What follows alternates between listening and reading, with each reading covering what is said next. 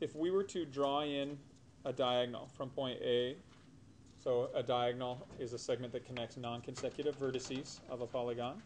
So AC is the only diagonal from here. What we wind up doing is we break this quadrilateral ABCD into two triangles. I'll call their angles 1, 2, 3, 4, 5, and 6.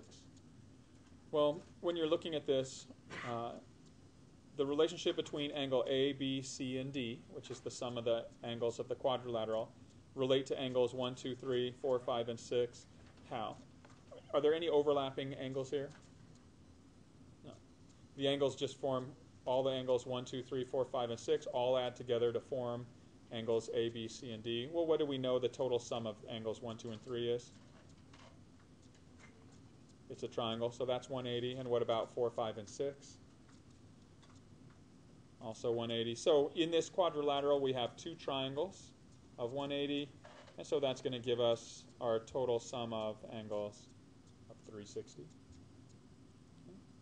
Questions about that? Makes sense? Okay. When you're looking at the sum of the exterior angles, so here's a quadrilateral. I've extended the sides to form exterior angles, 5, 6, 7, and 8. When you look at this, again, you guys found this to be 360. Let's kind of validate it through just the math of it. When you look at these different pairings here, you have 4 different pairs of angles that are linear pairs, correct? And each linear pair has a total sum of what? 180. So we have 4 pairs of 180, or sets of angles for 180.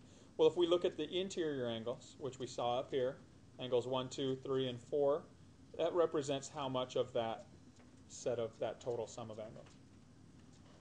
It's 360 of it, right? Or in the case of this, it's 2 triangles. So if we take 4 linear pair and we subtract 2 triangles, we're left with how many groups of 180? Yeah, 4 groups of 180 minus 2 groups of 180 leaves 2 groups of 180. And that's going to give us our total sum of the exterior angles to be 360. So once again, mathematically, it should make sense, not just from what you saw on the sketch pad.